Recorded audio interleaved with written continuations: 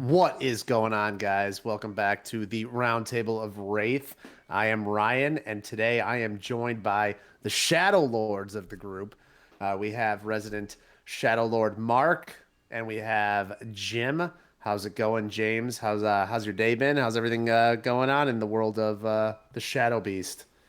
So if Mark is the Shadow Lord, that makes me the apprentice, and I like to view Mark as the Darth Sidious of our team, and I will gladly take on the Darth Maul role because I come off really cool at first.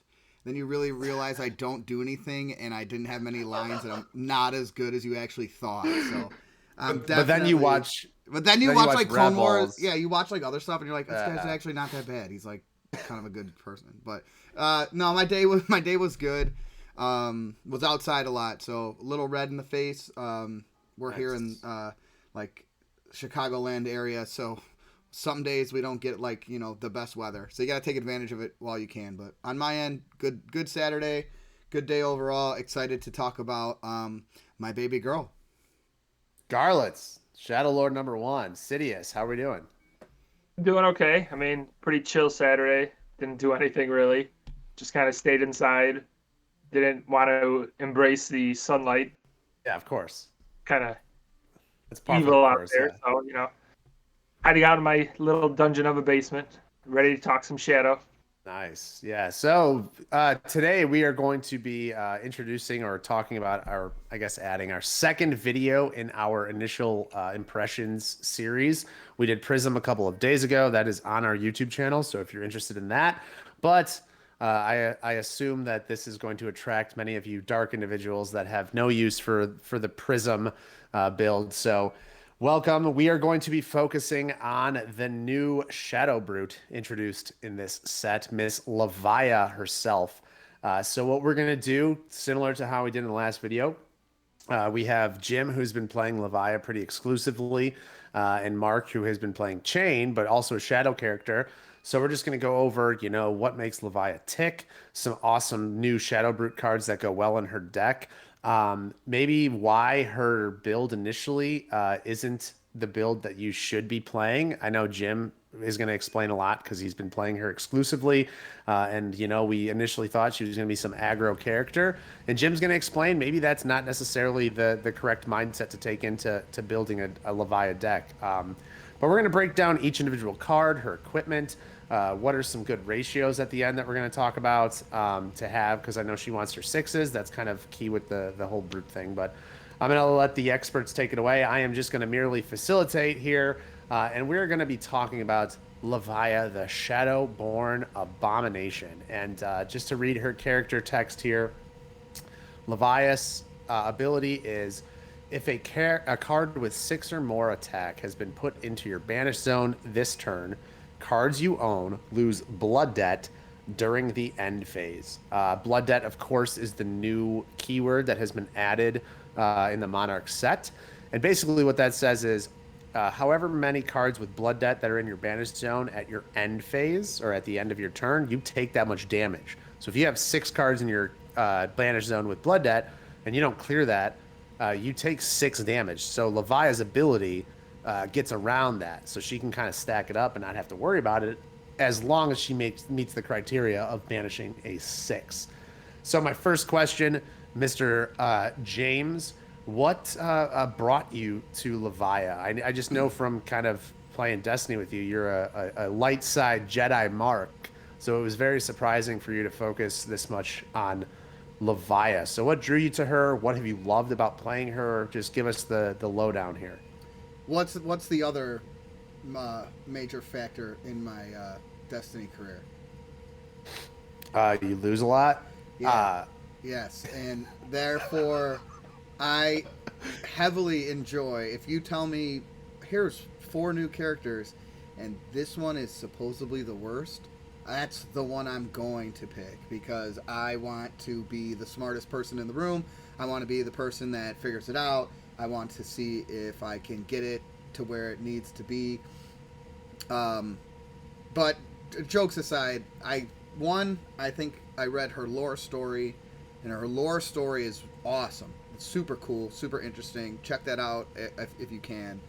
2, Brute is a class I did not play much of during Welcome to Rathe and Arcane Rising. So it wasn't like, oh, here's another Brute character.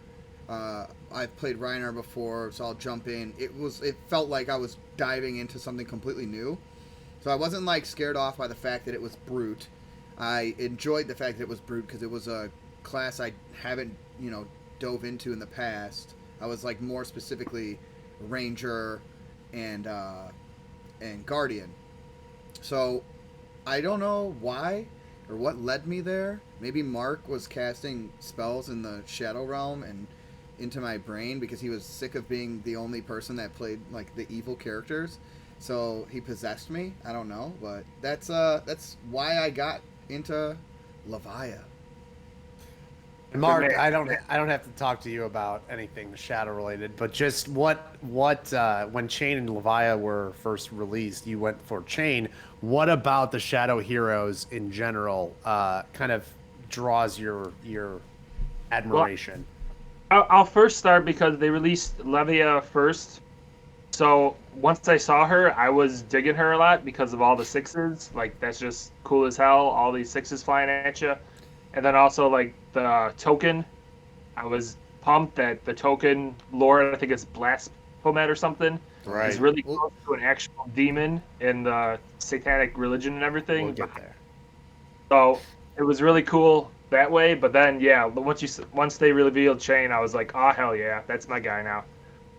But I am digging all the 6s, and I love watching Jim play and play against me specifically. Like, we have the video posted on YouTube where he whooped me in CC. It wasn't a whooping.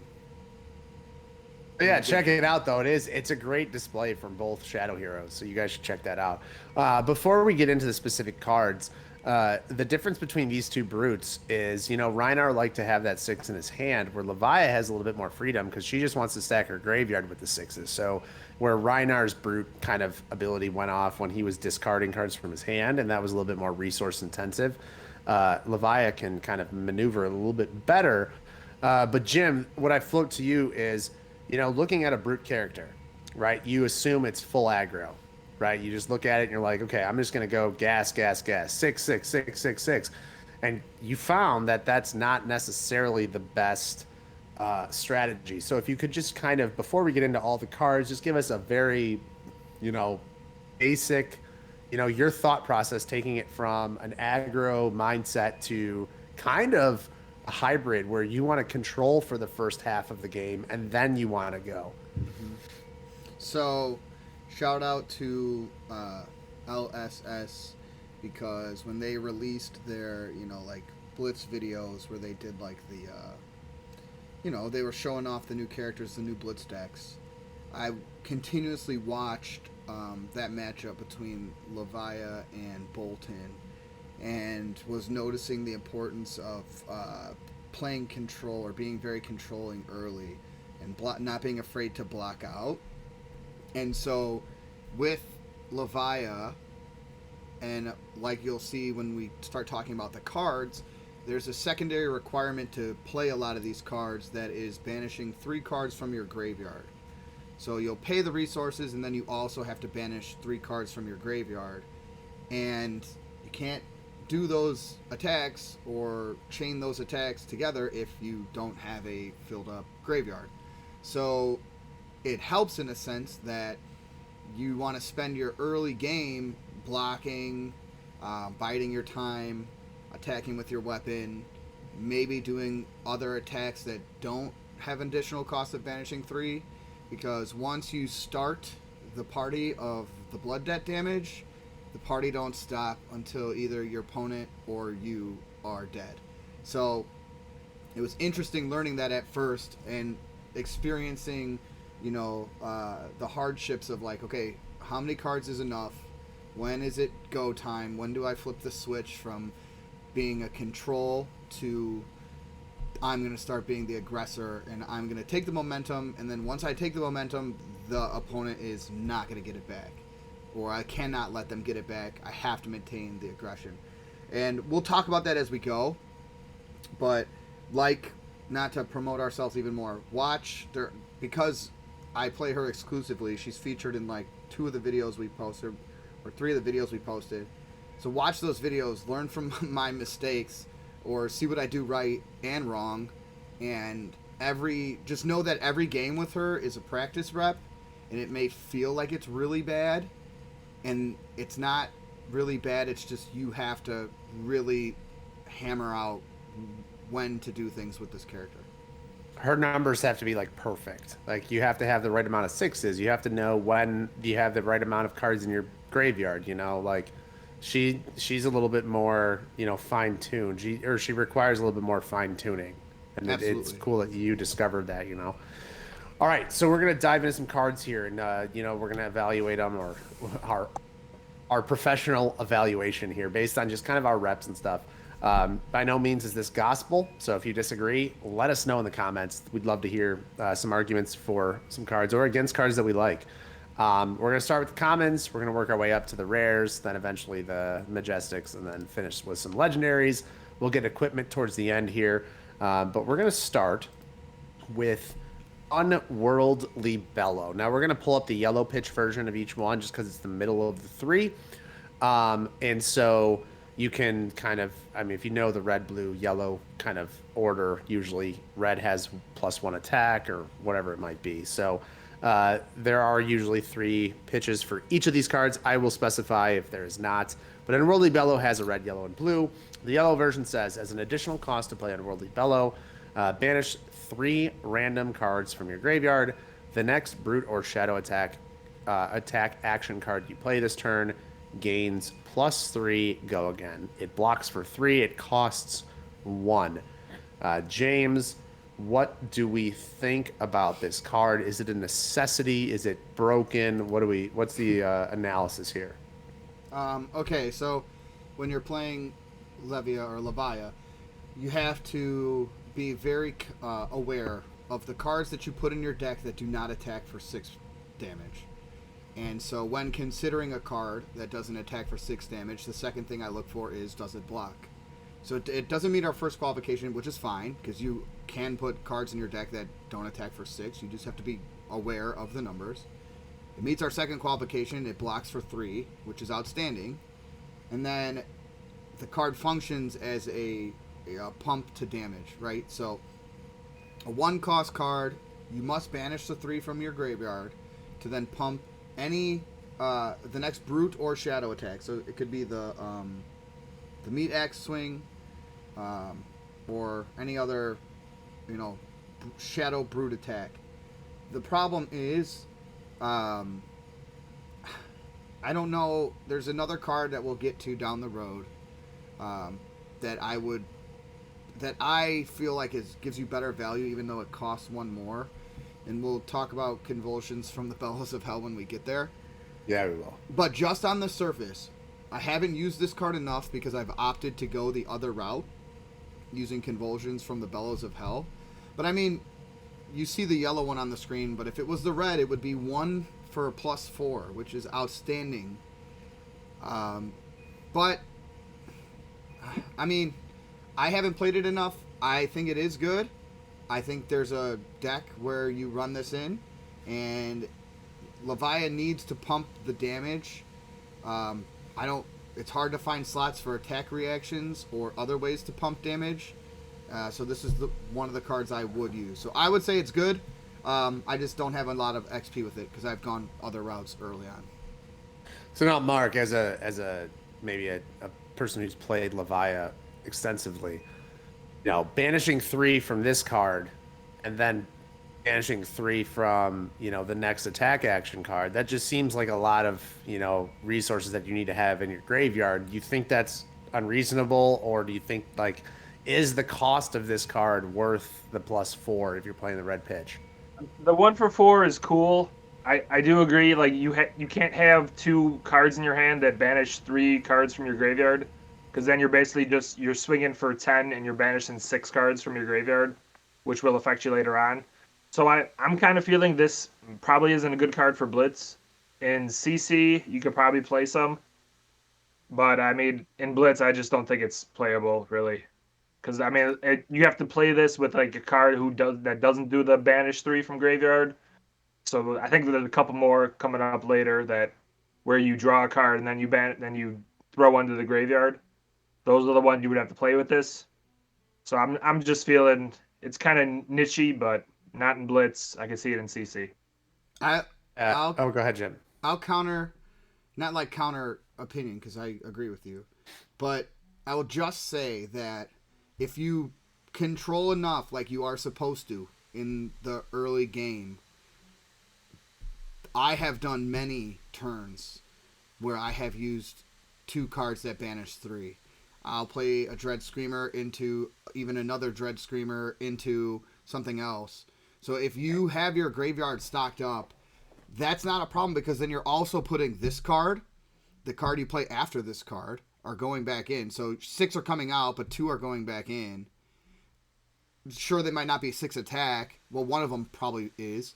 But you are replenishing, and I would say if it's just because of that clause, like you said, this is a card that like you couldn't play early, and if you drew it early, you would be like, well, it's either a pitch or a block, right? Like I'm not playing this in the early game at all. Any card for her that pumps damage, you don't play in the early game. I mean, on that note, what Jim kind of said, like it is wise to close the chain after you attack, especially with Levia, because you want those cards in the graveyard. Even if you have go again, just announce I'm closing the chain, and then begin your next attack. Mm-hmm. Yep. All right. What do you, so what do you moving think, on. Ryan? Ryan, what do you think? Do I not give this card enough credit? What are your thoughts? I mean, I think the 1 for 4 is not good enough, especially when you're banishing 3. Like, you really want to guarantee your hits on, like, Endless Maw or Beast Hulk or Dread Screamer. And I think that this card looks nice, but when you think about banishing 3, you're kind of lowering your odds or you're burning up resources for your big hitters to hit, those needed 6s. Like you need Dread Screamer to hit a 6. You need Endless Maw to hit a 6. You need Writhing Beast Hulk to hit a 6. So if you're, burning 3 cards for this, I don't think it's worth it. Yeah, I would agree. All right, we're gonna move on to the Hungering Slaughter Beast. The yellow version is a 2 cost, 6 attack. So that means the red guy gets up to 7 attack. As an additional cost to play Hungering Slaughter Beast, banish 3 cards from your banish zone or from your graveyard. It does block for 3, and it has Blood Debt, so it's kind of vanilla, but it seems pretty strong. Mark, what is it like playing against or staring down a Hungering Slaughter Beast? I mean, like you just said, it's pretty vanilla. It's a standard. I'm gonna smack you for 7, and then you do the banish three cards from your graveyard into your banish zone. So there really isn't any pump to it. There's no spice, but it gets you your 7s and your 6s, so that it allows you to play yellows and reds. So I mean, it's vanilla, but it does the job of Levia, and that's what you want in the deck. So I would consider reds and yellows in both CC and Blitz. Yeah, Jim, what we running in the main deck? Oh my gosh, Mark, you pay attention to things because I do run all the yellows that I can in Blitz and in CC and all the reds that I can. 7 attack, especially these days, is a great thing to have with prisms around.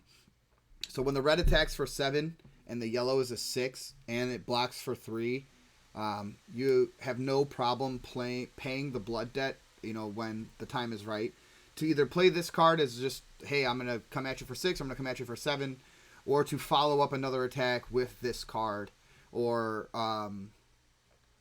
just by itself. So it gets the stamp of approval from me. I love it. It's easy to look at and say, I'll include the yellows and reds. 2 cost for 7, 2 cost for 6.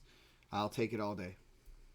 As a Brute player, you have to love when you get yellow pitches and like Wrecker Romp for Classic Brute as the blue pitch 6. You have to love when you get the extra, pitch values and you're still maintaining that 6 value. You got to love it, right? Absolutely. And like this gargoyle guy, He's scary looking.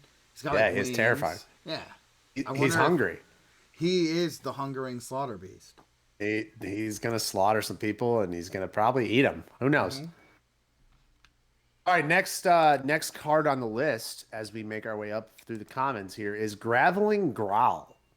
Yellow pitch is a 1 for 6, 3 block. Play Graveling Growl only if a card with 6 or more has been put into your banish zone this turn. Seems difficult. It does have Blood Debt. Jim, let's break this guy down. This is different than the other two that we've seen. Only run the yellows. That's it.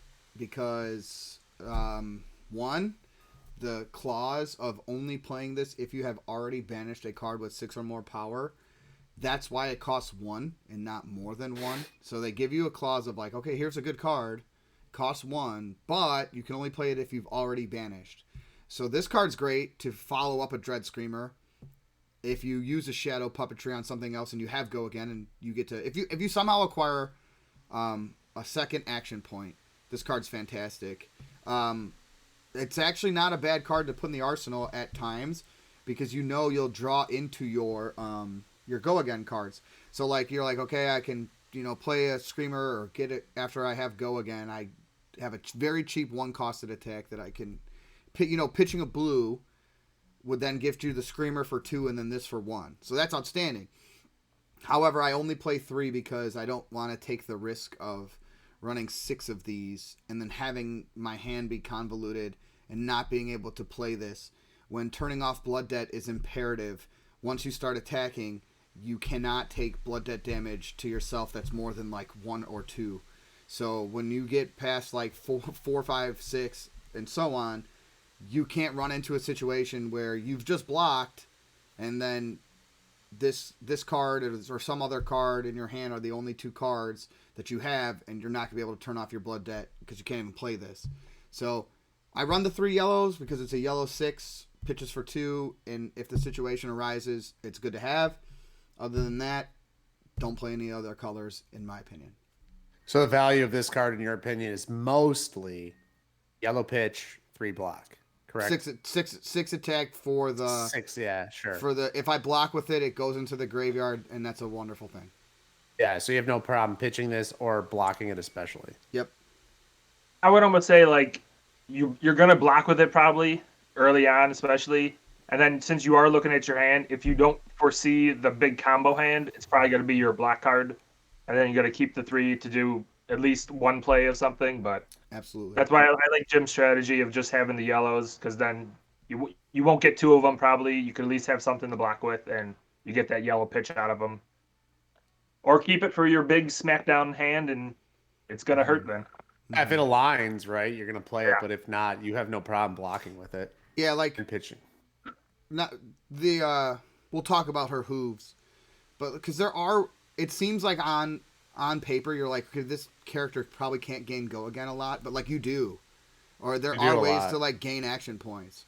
So there are times where this card comes in handy because you have already banished a 6, and then you do have an additional action point.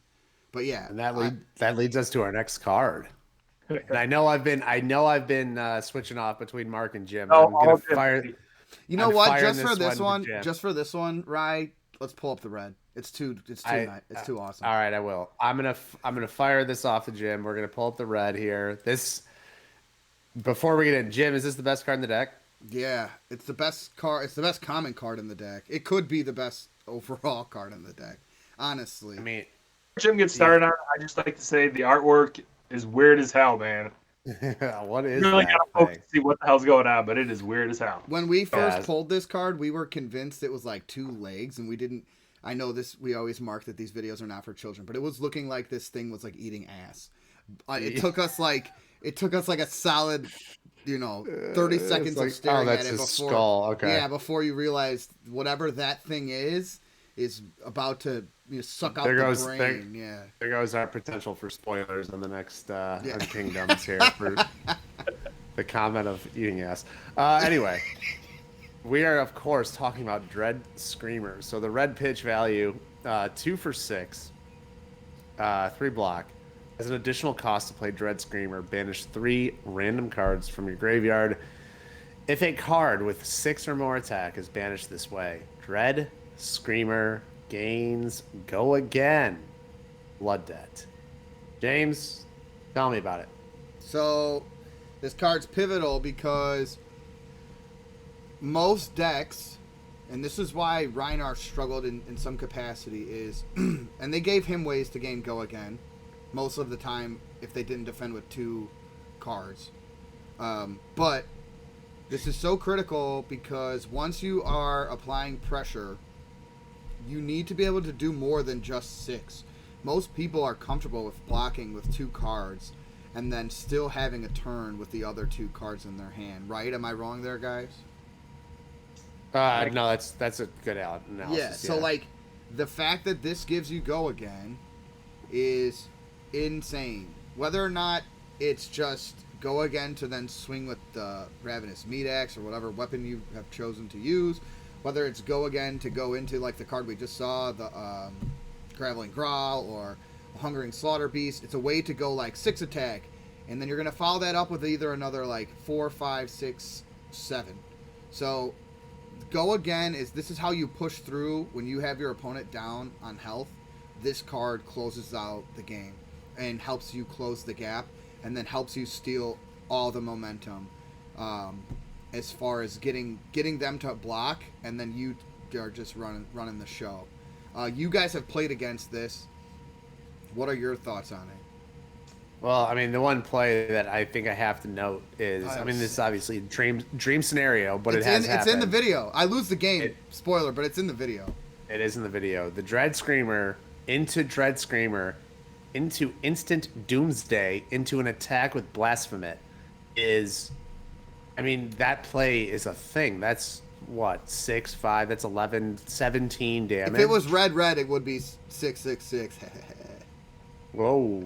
But I'm saying, like, that's a play that exists. Like, that's crazy. Dread Screamer, whenever Brute, who is swinging for just chunks, and it's why Prism right now is very solid as well. If you're getting 6 Go Again, 7 Go Again, or 6 Go Again into a 7, it gets out of hand quick, and there's pressure that you don't expect as the opponent, and you really put somebody on the spot. So when Jim's able to get a Dread Screamer, those are the turns that I kind of clench up, and I'm like, oh god, I have to block perfectly, because either I'm taking 11 damage to the face, or I'm going to be set back, and now he's going to have a full grip next turn. Like, it's a weird conundrum where you want to swing back so he doesn't get to do this stuff again, but you also don't want to take 13. Mm-hmm. So, yeah, Dread Screamer's a bitch. Yeah. It's, like, usually when I play Jim, like, he'll play the Carrion Husk, and then I know, like, the turn after that, there's probably going to be a Dread Screamer coming my way, because he needs all those cards in his hand to smack me. Mm-hmm. So, I don't think I said this, but you run all colors. So it doesn't matter that the yellow is a 5 and the blue is a 4. This is a fundamental card to gain you action points and to help you push damage through. So you sacrifice the non-6s, which is an important mechanic for her, but like, you can have non-6s in your deck. You just have to be cautious about how many. These cards are for sure all colors, goes in the deck, MVP. I'm trying to get like all foils because I'm obsessed with it. So, awesome card. Righty. I'm not really sold on the blues. I agree with the yellows and reds, but the blues, I don't know yet. Whenever I start the chain guy coming in saying, "Oh, blues are bad. All my cards cost 0, so it doesn't matter." We'll get to chain, and we're going to talk about just resource management with chain and how ridiculous Scarlet's is. All right, Deadwood Rumbler. This is a card that I have not seen hit the table very often. 3 cost. Ugh. 3 cost. Yellow pitch does 7 damage. Red does 8. No block. Draw a card. Then discard a random card. If a card with 6 or more is discarded this way, banish a card from a graveyard blood debt. Garlets, let's analyze. No block sucks. I mean, if this card has any block, it would be amazing as hell, but that no block sucks.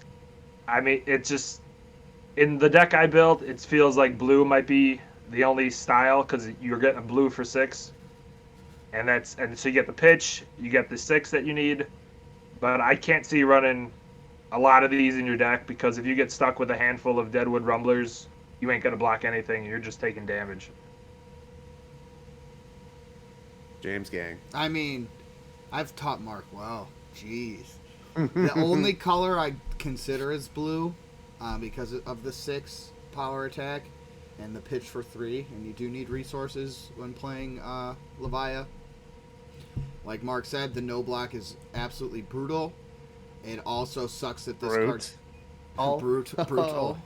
Hey. It also sucks that this card costs 3, right? So if you're going to run only the blue value, paying 3 to do 6 is like, it's I mean, I will do it. However, the second reason why this is not the best is because it's draw a card, then discard a card.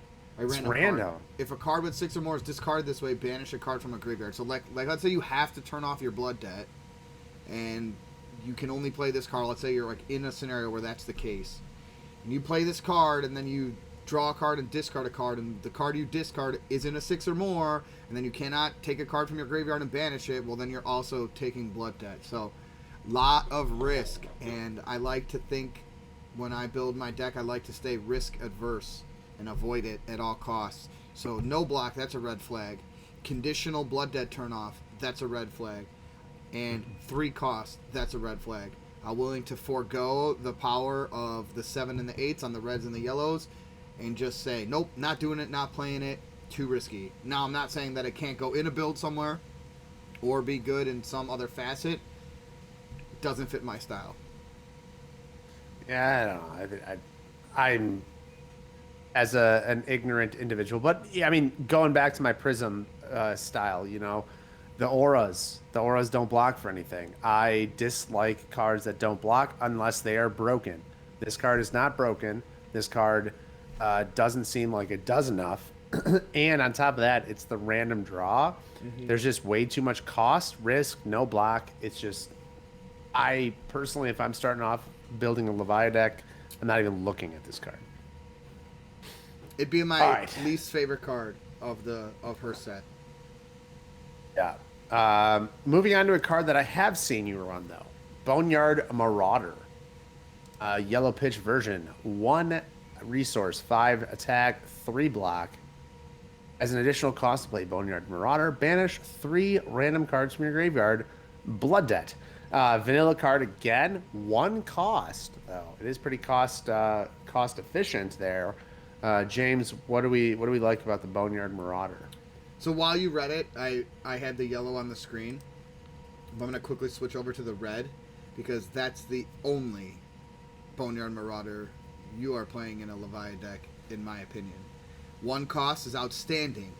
On those turns where you have additional action points and you've already paid a 2 cost or greater, having something cost 1 is excellent.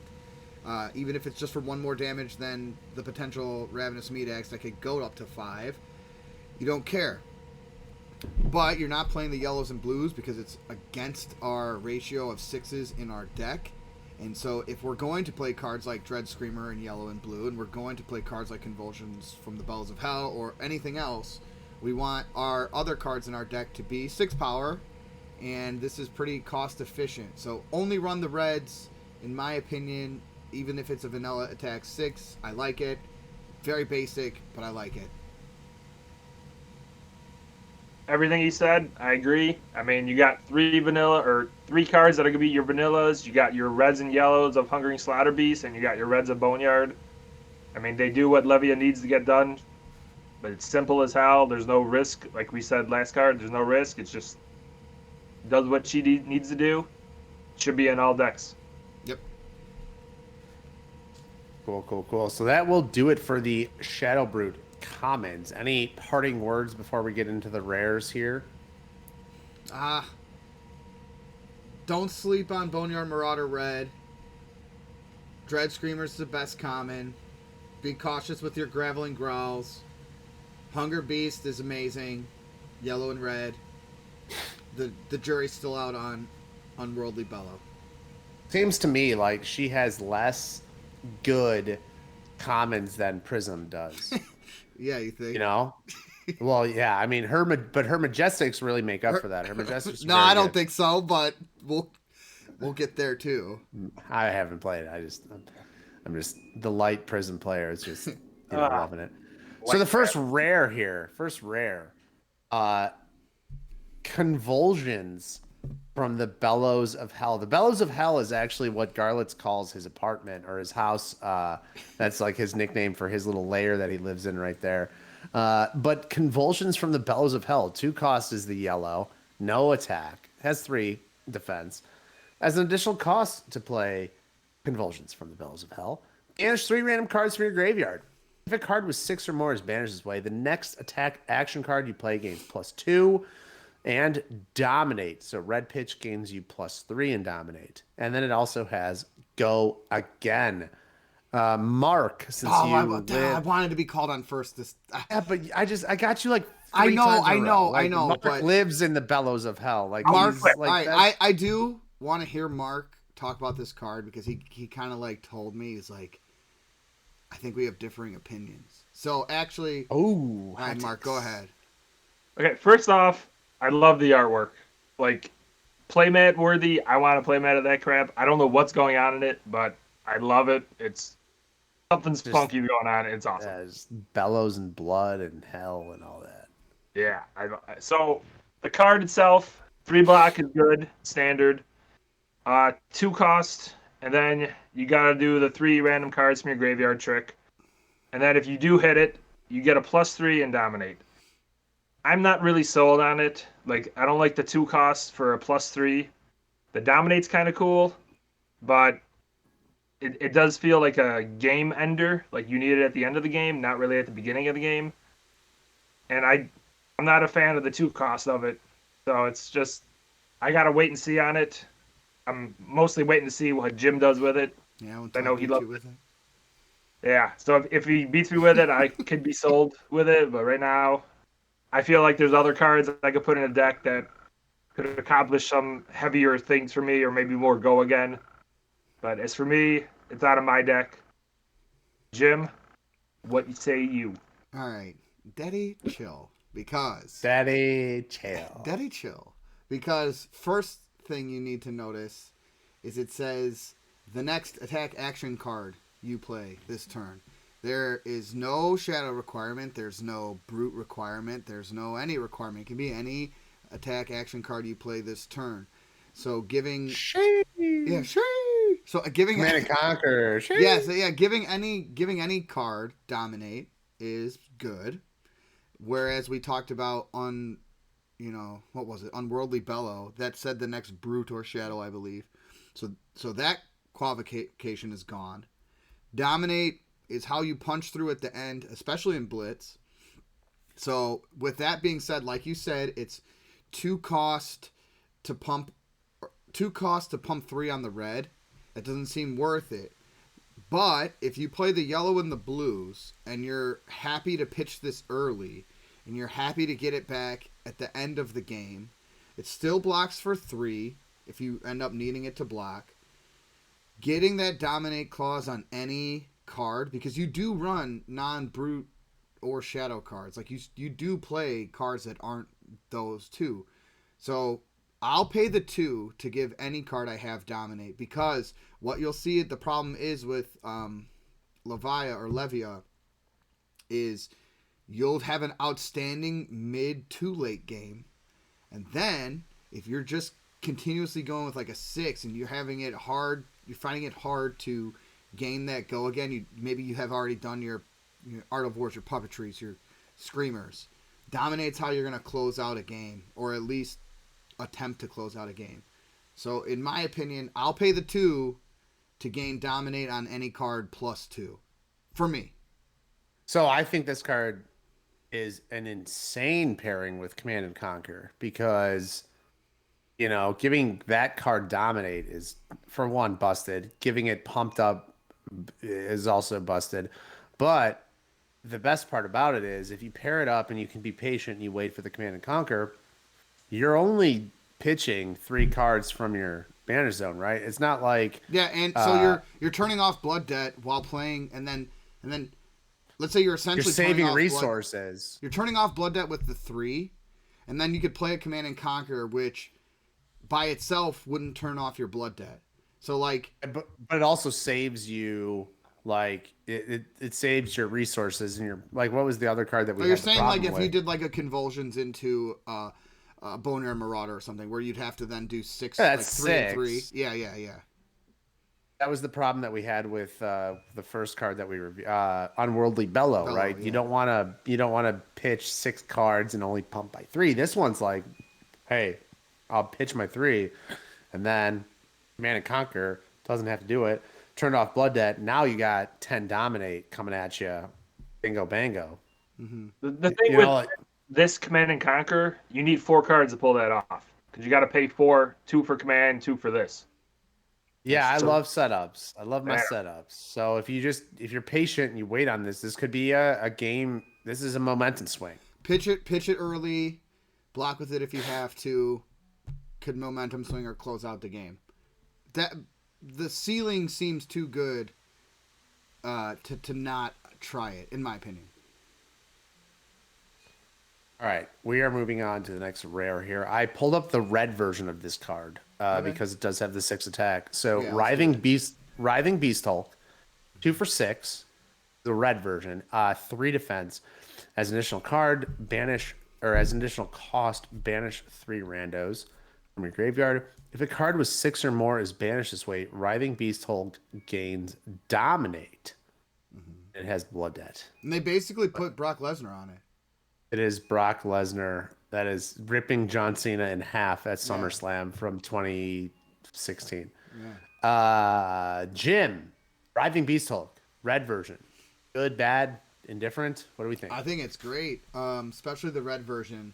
Like I said on the last card, Dominate's going to be how you close out a game.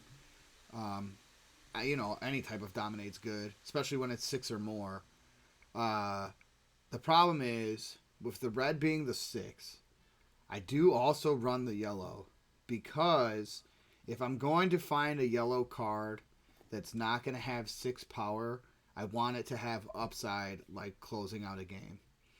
So if the yellow is 5 Dominate, it's like not outstanding, but I'll play it. However, that is a flex spot in my deck that I've like thought about before. Like, okay, maybe I shouldn't run the yellows. Is there another yellow 6 power attack that I could benefit from playing instead of Writhing Beast Hulk? Like, I already have the Convulsions to gain Dominate. Do I really need 3 reds and 3 yellows to have Dominate? So with that being said, this is like the reds for sure. The yellow is something I think like when I'm like, having shower thoughts in the morning and I'm obsessed about this game. I'm like, should I take the yellows out for something else? Is it worth the is it yellow worth Writhing it? Beast Hulk sucks. Yeah. That would be like the flex spot. So I'm going to throw this to Mark. Mark, do you think I should continue to run the yellows or should I take them out? See, everything you said, I pretty much agree with, but that's also why I don't like the Convulsions. Like, you run the yellows and reds of this, and then you pump it. So you get your 5 to something like 8 or 9 or something. So then you get your 9 Dominate, and that could be the way you close it. That's why I like other non-attack pumpers than Convulsions, and I'll stick with this bad boy from my Dominate. Okay, I hear you. Very similar to how I do Viz, with the Arcanite Ascendancy, that's your Dominate. This I guy hear you. is... So you're saying pummels is what you're saying. Love pummels, man. No one expects a pummel, and when it comes out, it's always like, God damn. Especially in like a People deck are that gonna be expecting pummel now. I know, but I'm not Prism. a deck. You're not expecting attack reactions too often. So when you hit that pummel, it's like, oh, that just sucks. And even with pummel, man, you get the extra discard. I mean, to me, that's like momentum changer in the middle of a game. So You get 10 Dominate. They have to discard a card on top of that. They're just sitting there like, God damn it, what the hell did just happen? I wouldn't mind taking out the 3 yellow Writhing Beast Hulk to try 3 pummels. Pummel is cool. I wish it would work for the axe, the meat axe. It won't. But majority of her cards cost 2, so I don't hate that suggestion. And it's definitely something that I've considered or want to try. So I will take note of that, my friend, and then maybe the next time you get pummeled, you can blame yourself. The other thing that you have to like weigh though is Pummel's great because they discard a card, but you also don't have many on hit effects, right? So like Pummel loses a bit of value there, whereas like Prism, you want to hit so you can get in your soul, whatever. Not saying Pummel's a bad choice by any stretch, just something where I think Pummel would be a little less of a priority for you guys because nothing happens if you hit other than the discard. And the discard is a big deal. I mean, especially if they're already blocking. When you think about it, Pummel's the only other option because Yes. Unworldly Bellow is brute stuff and shadow stuff. Convulsions is brute stuff or is anything. It's another non-6 attack though. So like unless you're gonna go with like the brute route of like barraging beatdown and stuff, then like Pummel is the only other answer. So like barraging beatdown's like cool and all. I don't think you want to go down that hole. Yeah, I don't know if it fits with her more so than it does like with just traditional brute. I agree. All right, next rare here. This one's hella interesting. Do the red again. I pulled up the red. The Endless Maw. Look at that. It's awesome. Awesome. That thing is sweet. And there's like summoners in the background, like bringing them from the dead. The Endless Maw, 3 resources for 6. As an additional cost, banish 3 random cards. If a card with 6 or more is banished this way, Endless Maw gains +3 attack, has blood debt, blocks for 3. Garlets, the Endless Maw. I'm gonna take like a 10-second jog here, but Garlets, feel free. I don't know, man. Like when Jim hits me with this, I hate it. Like I hate seeing that 9 damage, but just the 3 cost of it. I'm not a big person to smack down a card that costs 3. So I'm still torn on it. I see the benefit of it when you get it off, but when you don't get it off, I don't know, Jim. I'll pass this one to you. Okay, so I'm indifferent on this guy. Love it. And This one's crazy. The reason why I love it is because it allows you to run not only the red, but the blue. Because worst case scenario, late game you've pitched some blues, and you then pump it. The blue does 4 plus 3, you're back to 7. So like, if there's a card where you're okay with having 3 blues of it, why not have it be the card that you pay 3 for 7? Rather, you know what I'm saying? It's like, You ever blocking with this card? I With do the blue version? Sometimes, yeah, if you have to. But I mean, if you have to, if you're put into a situation where you have to block it, sure. But like, I run the reds and blues because I told myself if I'm going, you need blues in her deck. First of all, there's a lot of expensive things. So I want a high upside blue. This is a high upside blue. And then the reds just, I think, is too strong to not. Like, especially when you have things like the Who's of the Shadow Beast. So you hit somebody for 9, let's say you banish 3, and then you're like, okay, this is going to be a 9 now, and by the way, I'm going to gain an action point because I'm going to use my hooves. So then they're like, okay, well, dang, I have to block this 9, and then they're going to do something else to me, whether it's axe or another card.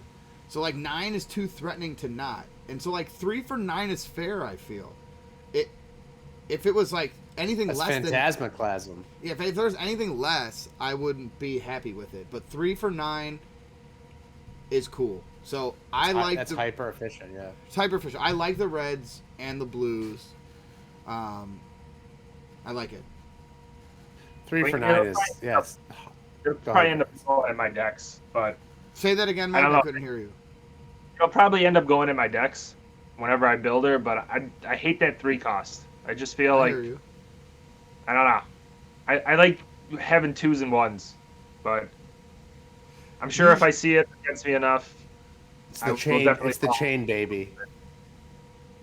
Yeah, I think He's been split. when you look at a card and it's cost 3, there needs to be upside to it. And in my opinion, the built-in buff of 3, like, dude, that's like a Unworldly Bellow for free. I mean, if you were to play Unworldly Bellow and then a 2 cost, well, you just paid 3 anyway. Or like, you're getting the buff 3 built in. So let's say this card was pretend this card is a 2 cost with a built-in cost 1 buffer, you know, and except with the cost 1 buffer, you're like, oh, I'll gladly play the cost 1 buffer. This just comes in with it built in, you know. Yeah, that's a good point. That's a good point. I do love the artwork though, like the little. There's so many mouths. Yeah. So many mouths. All right, last rare here. We have the Soul. Oh, go ahead. What? Did you actually know that Soul Reaper is a shadow card? But let's rock it. Soul Harvest. Soul Harvest. That's what I meant. Oh. Isn't that weird? It is very strange. It's weird as hell. It's same with Chain's card, right? Yeah. It's just a shadow, but you can only play it with that character. It's like, why the hell did you do that? Yeah, I gotta basically a Shadow Brute card. Okay, I gotta pull this. I found it. Go ahead. All right. So the Shadow action that's not a Shadow Brute card, but can only be played in the Shadow Brute deck. Whatever. Soul Harvest. Pitch for blue. Heyo. Legendary Levia specialization, which means you can only have one and you can only ever play it in if your hero is Levia, but it's a rare. So it's just the first time, Chain has one too, that the legendary specialization is not a majestic. As an additional cost to play Soul Harvest, banish 6 cards from your graveyard. It also costs 6. It attacks for 6, and it has a 3 block. It gains +1 power for every card with Blood Debt banished this way. If Soul Harvest hits a hero, banish all cards in their soul. They lose health equal to the number of cards banished this way. Holy hell, that's a lot of things going on. Jim, try to explain to me what I just read. I've never once gotten this card off. So, 1, you have to pay 6. That's pretty difficult. Then, as an additional cost, you have to. You can't. It's not May. You have to banish 6 cards from your graveyard. So, like, I don't care that it gets +1 for each Blood Debt card banished this way, because, like, that's whatever. And then the bottom clause is only cool if you're playing a light hero. And so they, like, made this card. Oh, don't even get me started how much better Chains is. They made this card. Chains is, like, insane, and then this card is, like, not good.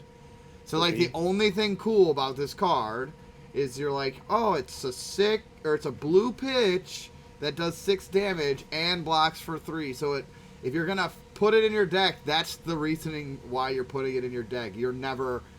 I shouldn't say you're never playing this card, because, like, maybe one day I'm gonna play against, like, a Bolton and he's got 1,000,000 cards in his soul, and for whatever reason I can afford to banish 6 cards and the stars have aligned. But, like, the stars really do need to align to pull this off. This is not easily pulled off, but you put it in your deck for 1, the blue pitch, 2, the 6 attack, 3, defense for 3, and 4, the artwork is amazing. That's it. I mean, for, like, a wasted card that you're never going to play, it could have worse properties. Like, blue pitch, 3 block is great for brute, 6 attack, like, that aligns with everything. So, I mean, you're never mad about drawing it, I guess, right? But you're never playing this card. I mean, the stars would have to align. I like to call it the Towering Titan of Levia. Like, yeah, everything has to be perfect, up and down. Yeah, and then you get Chain, which is just like banish 1 card with Blood Debt and it's free. And it does it's like and you get a resource. You get a resource Let's for each. Let's spoil Chain. Sorry. Yeah. Well. However, I mean, this card looks super cool. Awesome. Yeah. Great. All right. That's So, yeah. are we officially on the Majestic train yet? Oh yeah, Do you baby. have any final words on the rares here?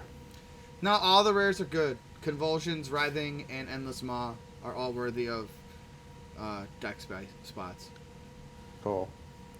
All right. So the first Majestic that I have pulled up is the. So we were saying Blasmofat. I think that's the real demon. This one's Blasmofat. The real demon is Bahamut or Bap Ah, Baphomet. Baphomet. There you Okay. go. And this is This is Blasmofat. Blasmofat. Yes, Blasmofat. Django Fett.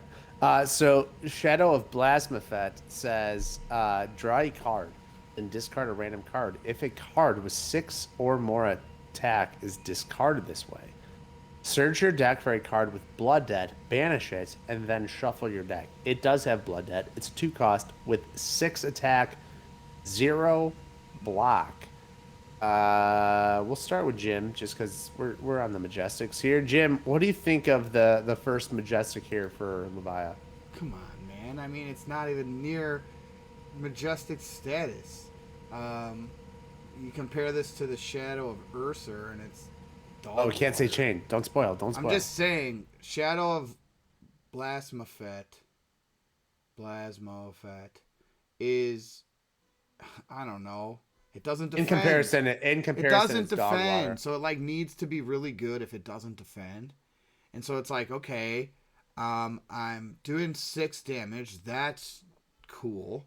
Draw a card, then discard a random card. If a card 6 or more is discarded this way, search your deck for a card with Blood Debt, banish it, then shuffle your deck. However, if the random portion of it is a risk, so I've run into times when like I have to have this go off to turn off Blood Debt, and it doesn't hit. And like I run like 70 to 75% sixes almost, and I've had it not hit like more times than you could believe. So I know we're not comparing this. We're trying to our best not to compare it to chain, right? But the parallels are there. And if you're comparing Shadow of Blasmofat to Shadow of Ursa, which is a 2 cost blue pitch, I think 2 black, maybe 3 black, whatever, where you get to pick the card No that black? you bit. Oh, no black. 0 pitch or 0 cost for Shadow of Ursa. Yeah, that's what I said, right? Did I? It's a yeah. Whatever. So you get to pick the card you banish, and Chain obviously he can play everything out of there, and it gets go again if you banish a card with Blood Debt. Like the comparison there, realistic. There's none. There's no comparison. Shadow of Ursa is 3 black, 3 defense. That's compared to this card. This card Yeah. looks like a common compared to that card. So the only play with this card that's good is if you hit the ability, you banish the card we're going to show 2 cards from now, the Deep-Rooted Evil, and then it turns off Blood Debt, and then Deep-Rooted Evil is a card that can be played from your banish zone if you banish a 6 that turn. So it sets Deep-Rooted Evil up for a later turn, but like it's almost not good enough. Like you have to play it. It's a good card to put in the deck, but you just have to be mindful because it doesn't block. And so like in Blitz, I'd be cool if somebody was like, I don't play this in Blitz. I'd be like, I totally understand. Like I totally get not playing this in Blitz because it doesn't block. In CC, yeah, you're fine because your deck dilutes the chances of you having multiple cards that don't block in a turn.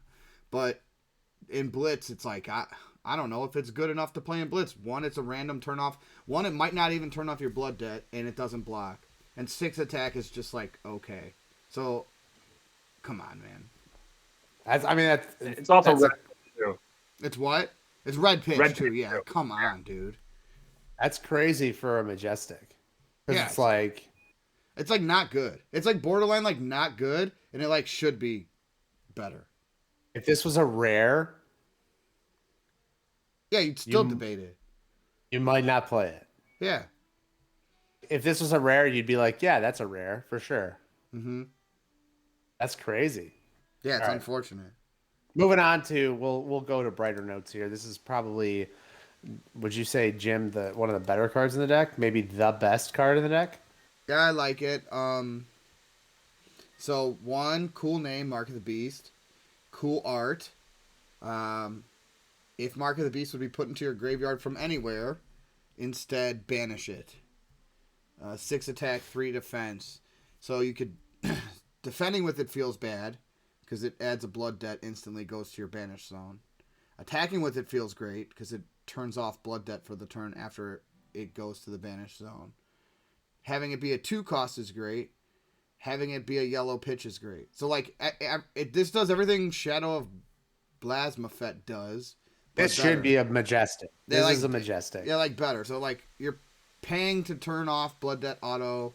It's cool that it's a yellow card. You can pitch it for 2.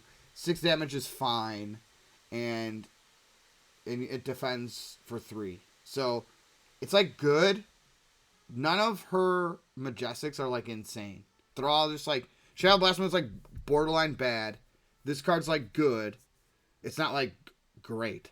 It's not like I feel like this card's great. I don't think it's great. I mean, like, there's so many ways for you to turn off blood debt. The only thing that this benefits you is like, here's why it's good. Here's why it's great. I guess if I have a hand where if I can like arsenal this, or I have a hand like most of my cards are gonna have an additional cost to banish 3, and since this one doesn't, I can play this in the early game if I wanted to, knowing that it would then go to my banish zone and I just take 1 blood debt, which isn't a big deal. So you're paying to turn off the blood debt, or you're paying because you don't have to have the additional 3. Like it's like that's good. I just don't know if it's great. It's good. It's really good. I just don't know if it's great. As you guys were talking, I just thought of a combo. I don't know if it's true. If you play Mark of the Beast and then it hits or whatever, it doesn't need to hit, but you play it, then it goes to your banish zone. At that moment, can you crack the hooves and get an extra point? Yeah, you could. Yeah. Okay. So that's kind of sweet then. I mean, you can play that. You could crack. It's almost like a go again. Yeah. Yeah. But there's so many things that are gonna crack the hooves, right? Like throughout the game, you're gonna always be banishing cards that have 6s. Like almost every time you play a card that says banish 3 random cards, majority of the time you're gonna hit that. I think there's like one game where I didn't hit it, and it's one of the ones we posted on YouTube. But like most of the time, you're gonna hit a 6. I don't know. I like it. Ryan, what do you think? You think it's great?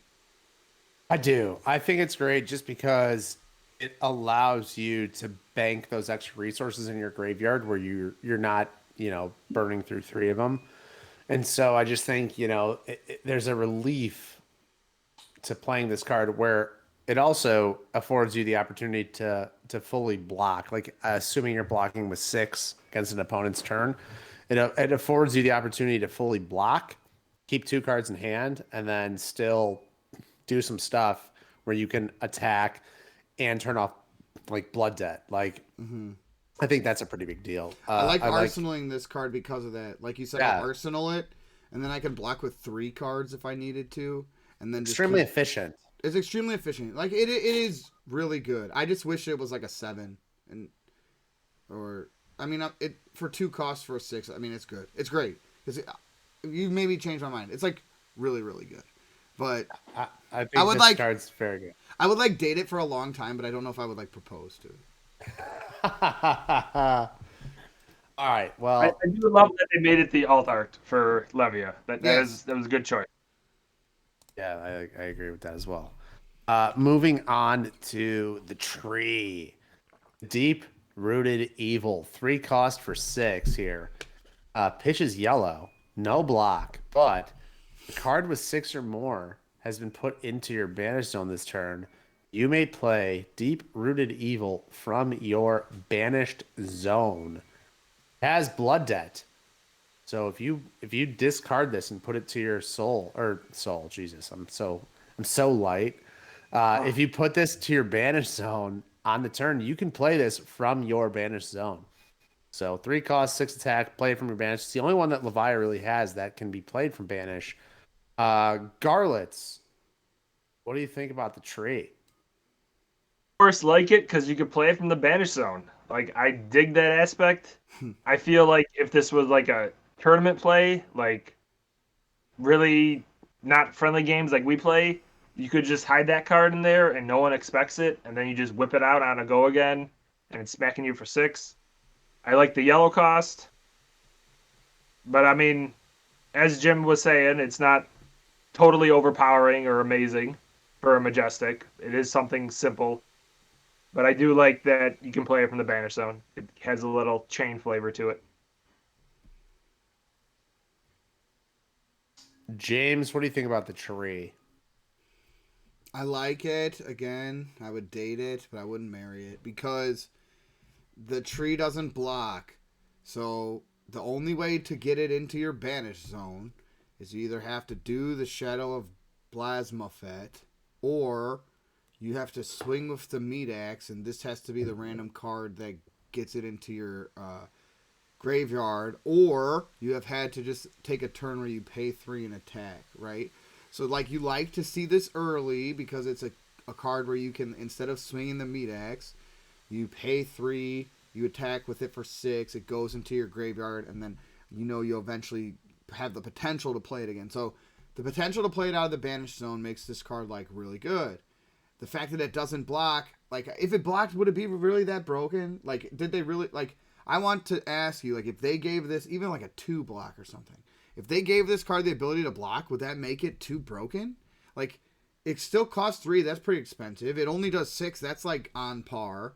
And so, like, why doesn't it block then? Like, you either have to play it, get lucky, and use the axe and discard it, or Shadow of Blasmofat it. Like, why doesn't it block, man? I'm going to disregard your question, and I'm going to ask you a question because I just came up with this. If you play Art of War and you choose the +1/+1, and then you defend with a card that has 0 block, You can't even do it. You can't even do it, I don't think. well, now it has +1. So now it's a 1 block. Is that true, though? Because I don't know if you can defend with a card with no printed defense. However, I'll tell you the other play. You do the Art of War play with. It is a thought nugget, but you do the Art of War play with this. And yeah, you can banish it, right? Yeah, you banish it and then draw 2, and then you have the option of playing it. But like going back to your other question, if this had 2 block or even 3 block, I would still value it the same as I do now. Yeah, it's a 3 for 6. You can play it out of banish. It doesn't have to have a 0 block.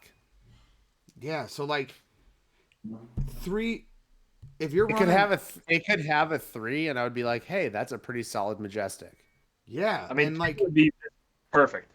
I mean, 2 would make sense. 2 would be great. Yeah, 2 would be like, yeah, that's still a pretty solid card. The fact that you're running 3 of these, and let's say 3 Shadow of Blasmofats. That's 6 of her majestic slots of the 9 that don't block. And this card wants to be in the banish zone and has a harder time getting there than any other card in your deck. I love the card. I love that you can play it from the banish zone. I love that it's a yellow pitch. I love the tricks that come with it. I love that you don't have to banish 3 random cards from the graveyard to play it. I hate that it doesn't block. Yeah. All right. So as a whole, before we get to the legendaries and the randoms, her majestics, in your opinion or your view, don't seem on par where, the last video was Prism. We got Arclight Sentinel, which is fantastic. Genesis, which is insane. We have Herald of Erudition, which is also potentially insane. And these cards don't seem to have that much value in your eyes. So that would be an accurate statement. I mean, they serve a purpose, and they're all cool in their own way.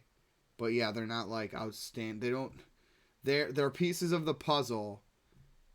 They don't make the puzzle. Like, it's almost like Dread Screamer. If Dread Screamer was a majestic, you'd be like if they only made like. I'm glad it comes in all the colors, but like cards like that kind of card effect, you're like, ooh, Whereas like the 3 that we just read, aside from Mark of the Beast, which you're like, oh, it's just solid. It actually. I think blocks. Mark's good. Yeah. Yeah, but like the other 2, you're like, okay, they do something cool. They have a cool trick, but like, I want consistency. I want to be safe. I want to be risk adverse. I don't like when I have to, put myself in an awkward situation. And when your Majestics are that, when your Majestics put you into an awkward situation, Yeah. it's like, come on. I get it. Yeah, that's a tough. It's a tough. My common should put me into an awkward situation. Yeah, Like that's the a tough. Graveling Growl. Right. My Majestics should be beautiful, beautifully crafted evilness. I mean, you could sure build a deck without those 2 Majestics, and the deck would still be pretty on par with or without them. Agreed. That shouldn't be the case. Yeah. Like Yeah. if you're building a competitive deck, if you're taking it to a tournament, now for new players, like that should be good news for you because you could build Levia in a very budgeted way. But if you're going to a tournament and you're trying to win, your Majestics should be the gunpowder. Those should be like these are the cards that I want to set up. These are the cards that I want to use to win. And for you, it just doesn't seem like that's the case. I think I know why. Hit me. I think they did it because she is brute, and you can use brute cards, and so like they're Right. Whereas like Prism got really good Majestics, but it's like that's all that she's got. It's just Prism. Yeah, and then like the Illusionist, whereas like Brute is like a really deep class with like a lot of ways that you can go. So like we're not going to talk about cards like Beast Within or stuff like that because those are older cards, but like there are lots of Majestic slots for the class in general. So like if they were going to go a little wacky on her Majestics, it's because the class Brute has some solid options for her as well. So maybe if they had went too far down on the gas pedal, she would have dominated the meta. I don't know. But like when you just look at it in a vacuum, you're like, nah, it's not as good. But that's broad a picture, good point. Yeah, broad picture, maybe you're like, oh, okay, I get it. I like that take. All right, we're going to move on to the Shadow Instant, which again, I just realized is not a Shadow Brute Instant, but regardless, you can only play it with Levia. It is a legendary. Mm-hmm. It is Doomsday. 0 cost blue pitch. Doesn't block, doesn't attack because it's an instant.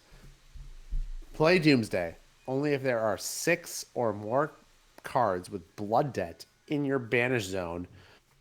Create a Blasmofat, the Soul Harvester token.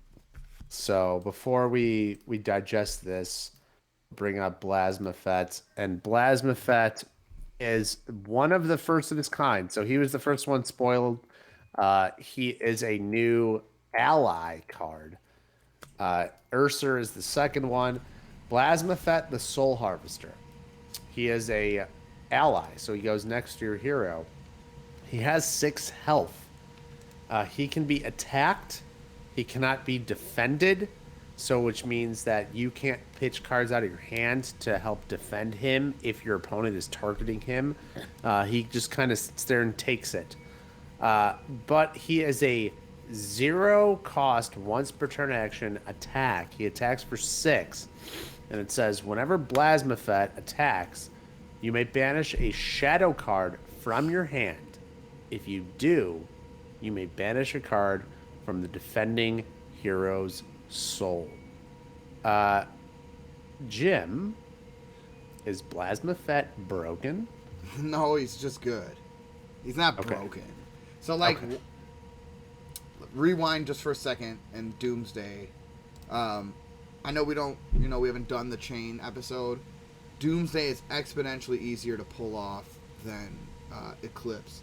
So, one, I love the art on Doomsday. I want a Doomsday playmat so bad. If someone's watching this and doesn't want one, I have a Celestial Cataclysm playmat that I will mail to you and trade. Please, I'm looking for this Doomsday playmat so bad. So if you are hearing this, PM. What a shill. Message the channel because I want this so bad. It's beautiful. It's cool. It's a throne on skulls and blood, and The sky is twirling like it's just doomsday. It's the end of the world. Only needing to have 6 Blood Dead is insanely cheap. You can get to that like really fast in a Levia. I'm gonna sneeze. Oh, I saved it, baby. Hey, we got there. We did. We're done. But spawning Blasmofat is huge because he allows you to attack for free. You then banish the card from your hand, which turns off Blood Debt. So it's a built-in turn-off Blood Debt mechanic. If you're fighting a light hero, it's even better because you get to banish a card from the hero's soul.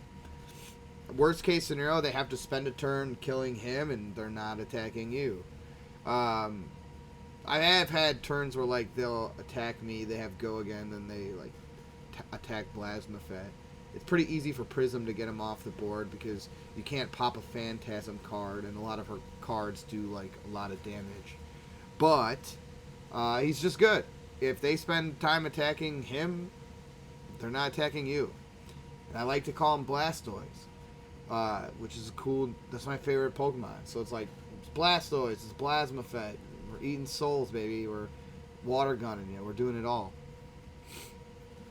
Garlitz, you've stared down the table from Big Blastoise. What's the general? How do you like when he gets him on the table? Like what do you focus on? Do you attack him? Like are you just kind of taking it? Like what's the play there?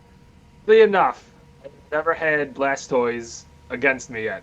I've been waiting for Jim to hit it, but he has never hit a lot. He does. I've seen you get him on the table a lot. Yeah. He never did it against me, and I'm feeling like I would want to get him off because it's an easy way to trigger the Blood Debt. Like, just him swinging and then getting to banish a card that gets rid of that Blood Debt.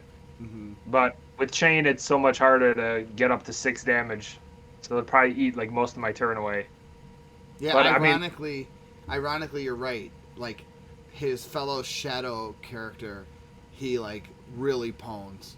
And then, like, he probably does really well against almost everybody else except Prism, who's like, watch me wave my wand and kill this demon.